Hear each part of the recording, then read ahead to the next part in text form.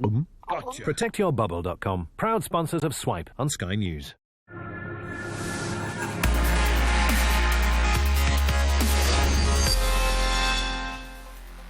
You're watching Swipe. On the show this week, virtual lockdown, how a new technology is giving us peace of mind. Diagnosis divulgence, we look at the app helping trainee doctors. And shape up, we're busting New Year blubber in our games review. Hello and welcome to Swipe. This week, we're taking a look at the new technologies being used to help us protect our property.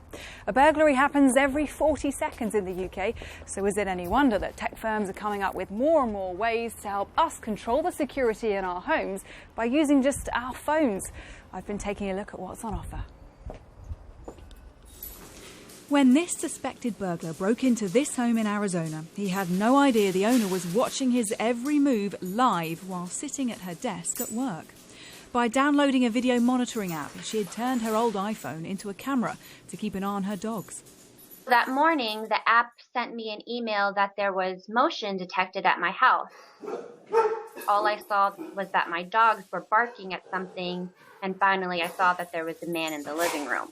I was so flustered. I tried to call 911, but I just couldn't get the buttons to work right, so I had to run out and ask my coworkers to call 911 for me. Eventually, I think he noticed my phone and he saw that it was recording, and I think he got spooked and he exited the backyard, and that's when the police caught him. Security boosting technology is seemingly abundant right now. Take smart bulbs. They remember how often you typically switch the lights on and mimic that while you're away. Or how about a camera with sensors that adapts to your routine? And no burglar can steal your games console if they can't see it. Smoke releasing systems can also be hooked up to your smartphone.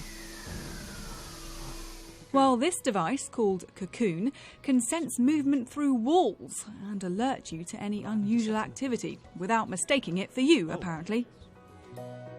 The company's co-founder says people like the convenience new technology brings. People that live in rented accommodation, which is a growing set of people, don't have access to the more traditional alarms.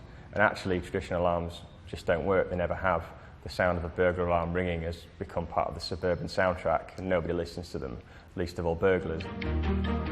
The smart home market is expected to be worth around £66 billion by 2018. Experts say we're in an era of innovation, but it's not risk-free.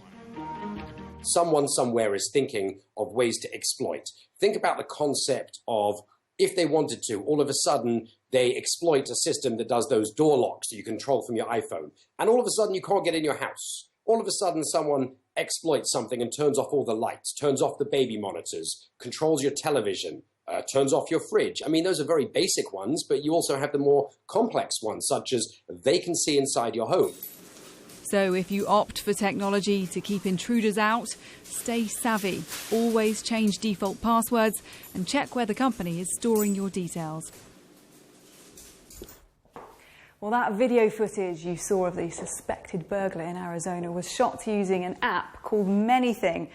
And James West from the company joins me now. Hello. Hi. Now, is it true that I can turn any old Apple device into a security camera?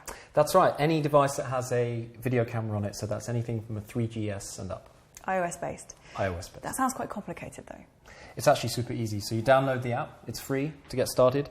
Log in with your email address or Facebook. So this is all on an old iPhone now? This is an old iPhone, and I'm going to use it as a camera, so I'm going to select camera.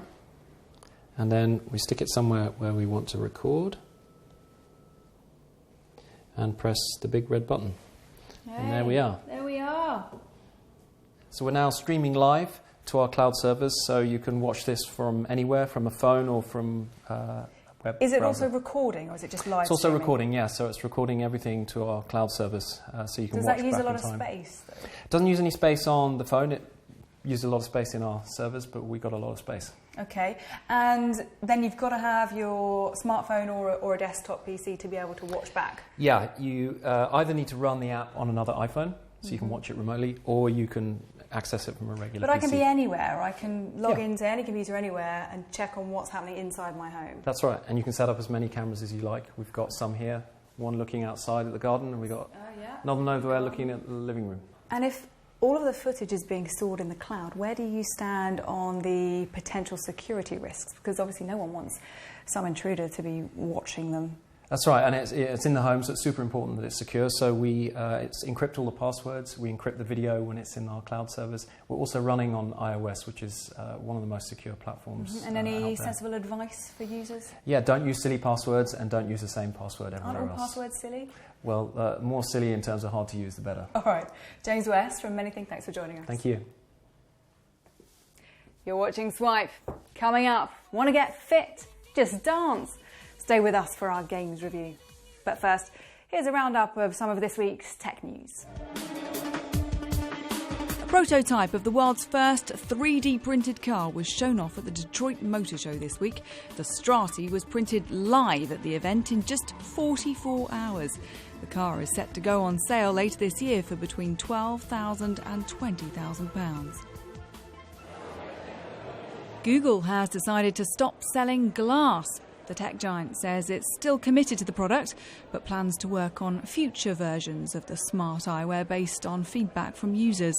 The wearable headsets were launched in 2013 and cost around £1,000. A remodelled version of the classic ZX Spectrum will go into production next month thanks to crowdfunding. The ZX Spectrum Vega comes with 1,000 classic games pre-installed. The original was launched in 1982 by British electronics company Sinclair. An app labelled the Instagram for trainee doctors is gaining popularity in the UK. Figure One lets medical professionals share cases while keeping patients' identities anonymous. It even includes quizzes to test their knowledge in a real-world setting. The app has now been made available across Europe too. Now, it's January and everyone wants to get fit. So for this week's Games Review, we asked our expert Guy Cocker to pick a few energetic titles to get us moving. I'm training for the London Marathon in April, so I've been spending the last few days playing a few fitness games to try and increase my strength. The first one is called Shape Up. And the idea is that you fight against your friends, either in the room or online, to try and outdo them. There's lots of like mini-game style, so the idea is you're playing kind of 3-minute quick exercise. You'll be doing sort of push-ups and other exercises, and at the end you fight a boss character. If the normal kind of sanitary, boring exercise routines are not for you and you're more into your video games, then this will definitely appeal to you. Time's up! Next fitness game that I tried is Just Dance 2015. The new features in this year's game is a feature where you can record your own dance routines and then sort of share them with friends and share them online. And every week the Just Dance community can pick the best routines and the best dances that you've done and share them with other users. And actually, I think in terms of burning calories and getting exercise, Just Dance is one of the better games out there because it only takes a few minutes of proper dancing to really work up a sweat. So after 20 minutes with this game, I was completely done. But if you're the sort of person that also has regular parties or has kids, then Just Dance 2015 will go down well with those guys as well. The final game in the test is Wii Fit U, which actually came out about a year ago, but is actually a really good fitness product, I think. The latest version, the Wii Fit U, comes with this pedometer, which the idea is that you kind of carry it around with you, you have it in your pocket, it actually clips onto your belt, and you just have that with you and it monitors your steps. So I quite like that element of it, and it all ties into the game, so it's something that you end up playing every single day, and I think that motivational element of it is something that I really liked. Overall, it's actually a really good product, and it's made really, really well. It's got that Nintendo polish to it. There's some good fun mini games in there. There's the yoga elements. There's the balance elements. So I think overall, in terms of the package, Wii Fit U is the best fitness game that I've played. Well, that's it for this week, but don't forget you can stay up to date with all the latest tech stories on Sky News for iPad, our smartphone apps, skynews.com, and our YouTube channel. I'll see you again next week. Bye-bye.